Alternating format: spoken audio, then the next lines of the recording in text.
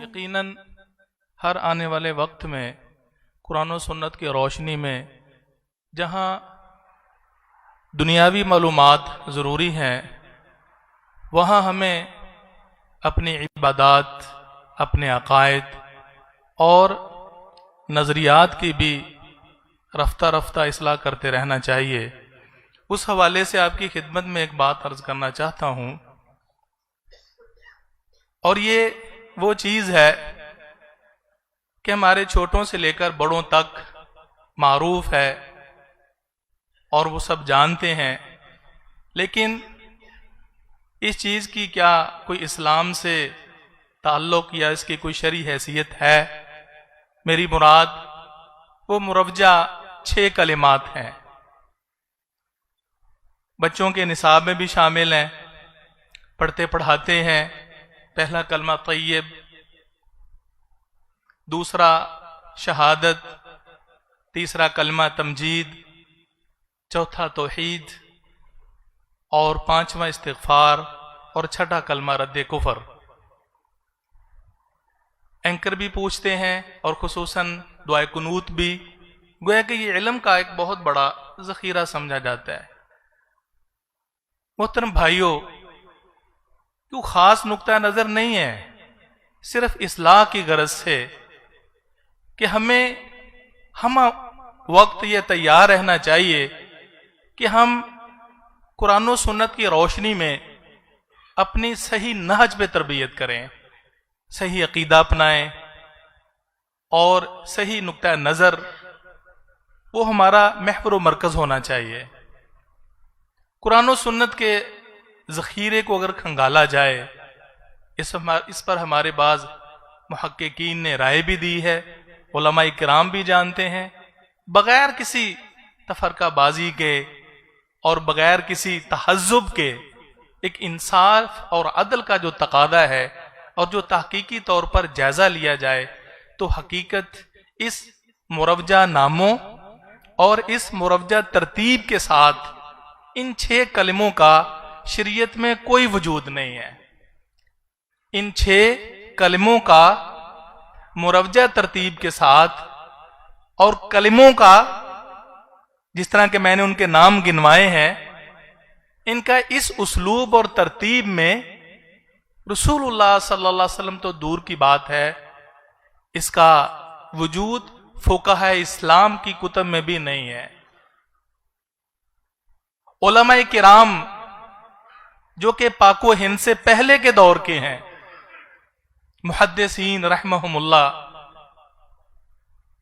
مفسرین رحمہم اللہ کی کتب تفسیر، یعنی ذخیرہ اسلام جس کو آپ باسند مستند اسلام کہہ سکتے ہیں، اس کے اندر اس کا وجود نہیں ہے۔ یہ چند دعائیں تھیں، وہ بھی پہلی 4 دعائیں، ان کا احادیث میں وجود ملتا ہے، لہذا یہ ایک قابل اصلاح چیز ہے۔ تو پہلا کلمہ طیب، حالانکہ لا الہ الا اللہ محمد رسول اللہ یہ کلمہ توحید ہے، جبکہ اس ترتیب کو ہم دیکھیں تو چوتھے کلمے کو ہم نے کلمہ توحید کہا ہے، لا الہ الا اللہ وحدہ لا شریک لہ، پوری دعا، حالانکہ اس میں بھی کلمہ توحید ہے، لیکن جس کو ہم اولین طور پہ لائے ہیں کلمہ طیب، طیب تو ہے ہی ہے، لیکن یہ وہ بنیادی کلمہ ہے کہ جس کی وجہ سے انسان مسلمان ہوتا ہے، یا شہادتین کا کلمہ ہے۔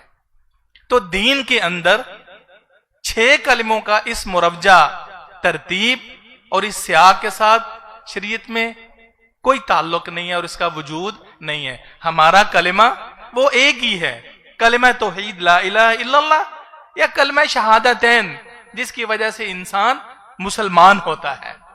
باقی دوم کلمہ شہادت، حالانکہ اس میں بھی شہادتین ہے، ایک اللہ کی توحید کی گواہی اور دوسری گواہی نبی مکرم صلی اللہ علیہ وسلم کی رسالت کی۔ آپ پڑھے لکھے لوگ ہیں، الحمدللہ اس بات کو سمجھتے ہیں۔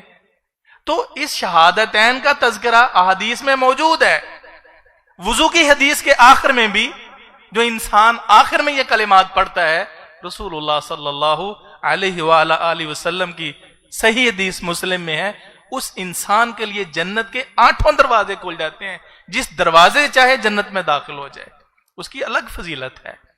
اور اسی طرح سوم کلمہ ہے تمجید، سبحان اللہ والحمدللہ، اور آگے لا حول ولا قوت الا باللہ۔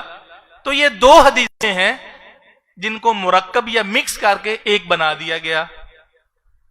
اور جہاں تک چوتھا کلمہ ہے وہ بھی ایک دعا ہے، وہ دعا دن میں 100 مرتبہ پڑھیں، 100 نیکیاں، 10 غلاموں کا آزاد کرنے کا ثواب، اور پورا دن انسان شیطان سے محفوظ رہتا ہے۔ یعنی جس سیاق میں یہ جو یاد کروائے جاتے ہیں، یہ ترتیب اور نہ اس کی فضیلت رسول اللہ صلی اللہ علیہ وآلہ وسلم سے ثابت نہیں ہے۔ اب یہ کچھ دعائیں ہیں جو مختلف مواقع کی ہیں۔ اور جہاں تک 5ویں کلمے کا تعلق ہے، 5واں کلمہ استغفار، تو یہ کسی بھی حدیث میں اس کا وجود نہیں ہے۔ یہ نہیں بلکہ دوسرے جو مکتبہ فکر کے بعض محققین ہیں انہوں نے بھی اعتراف کیا ہے کہ 5ویں اور 6واں کلمہ جو ہے رد کفر، اس کا بھی نبی مکرم صلی اللہ علیہ وسلم سے ذخیرہ حدیث میں کوئی وجود نہیں ہے۔ ایک معمولی بات نہیں ہے، اس سیاق اور ان الفاظ کے ساتھ ذخیرہ حدیث میں کہیں وجود نہیں ہے، لیکن ہم نے اس کو بھی 5ویں اور 6 کے طور پر کلمے میں شامل کر لیا، تو ہمارا کلمہ، وہ کلمہ توحید یا کلمہ شہادتین، وہ ایک ہی ہے۔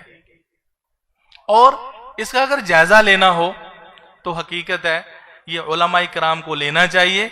ہاں کچھ نے یہ مطلب کہتے ہیں جی اس کا وجود ہے، اور وہ وجود کیسے کہ جی یہ الفاظ بھی کسی حدیث سے ملتے ہیں، یہ بھی ملتے ہیں۔ الفاظ جوڑنا ہمارا مقصود نہیں ہے، ہمیں کوئی اختیار نہیں ہے کہ اللہ کے رسول صلی اللہ علیہ وسلم کی مختلف دعاؤں کے حصوں کو جوڑ کر ایک دعا بنائیں اور پھر لوگوں کو اس کا مکلف ٹھہرائیں کہ تم ایسے یاد کرو، اور اس کا باقاعدہ نام رکھ کے اسلام کی طرف منسوب کریں۔ یہ ایک قابل غور بات ہے۔ آپ کو وہ حدیث یاد ہوگی صحیح بخاری کی، برا بن عازب کی، صحابی کو دعا یاد کروائی، فضیلت ہے جو دعا انسان وہ پڑھ کے سو جاتا ہے، اور اگر فوت ہو جائے تو فرمایا تیری موت اسلام پہ ہوگی۔ اللہم اسلمت نفسی الیک وفوضت امری الیک والجأت ظہری الیک۔ آخر میں کیا؟ آمنت بنبیک الذی ارسلت۔ صحابی نے لفظ نبی کے بجائے کیا کہہ دیا؟ وَبِرَسُولِكَ الَّذِي أَرْسَلْتَ۔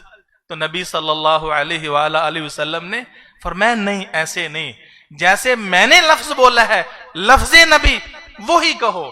جب انہوں نے کہا تو پھر آپ نے اس کو برقرار رکھا۔ عبداللہ بن عمر ہے، سنن ابی داود کی حدیث ہے، ایک شخص وہ چھینک آئی تو اس نے الحمدللہ کے ساتھ والسلام علی رسول اللہ کا بھی اضافہ کر دیا۔ لیکن ابن عمر کیا فرماتے ہیں؟ بھی اللہ کے رسول پر سلام ہونا چاہیے، پڑھنا چاہیے، لیکن یہ جو محل اور جگہ ہے یہاں صرف اور صرف سنت کیا ہے کہ الحمدللہ انسان کہے۔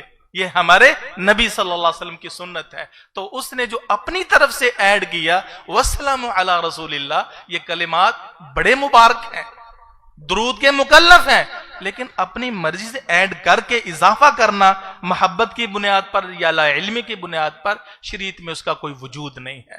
تو محدثین میں سے کسی محدث نے اس کے لیے کوئی ابواب بندی نہیں کی، مفسرین میں سے کسی آیت کے تحت ان 6 کلموں کی گنتی نہیں گنوائی، اور نہ ان کو اس ترتیب سے ذکر کیا، اور نہ فقہائے اعظام کی فقہیات میں اس کا وجود ملتا ہے۔ یہ پاک و ہند کے بعض علماء کی سمجھیں کہ ایک خیر خواہی کے جذبے سے انہوں نے یہ ترتیب دیا، اور میں تو ان کا خلوص ہی سمجھتا ہوں کہ یہ بے ترتیب غیر شرعی، اس اعتبار سے میں غیر شرعی کہہ رہا ہوں کہ اس ترتیب اور نام سے اسلام میں ان کا کوئی وجود نہیں ہے۔ تو وہ رواج پا گئے، یہاں تک کہ بچوں کو بھی یاد کرائے جاتے ہیں، سلیبس میں بھی شامل ہو گئے۔ تو اللہ سبحانہ و تعالی ہمیں اس طرف توجہ کی توفیق نصیب فرمائے۔ تو ہمیں ذرا غور کرنا چاہیے۔ دیکھیں نا، اگر کوئی بات آپ کو ملتی ہے اور اللہ ہمیں سمجھ دیتا ہے۔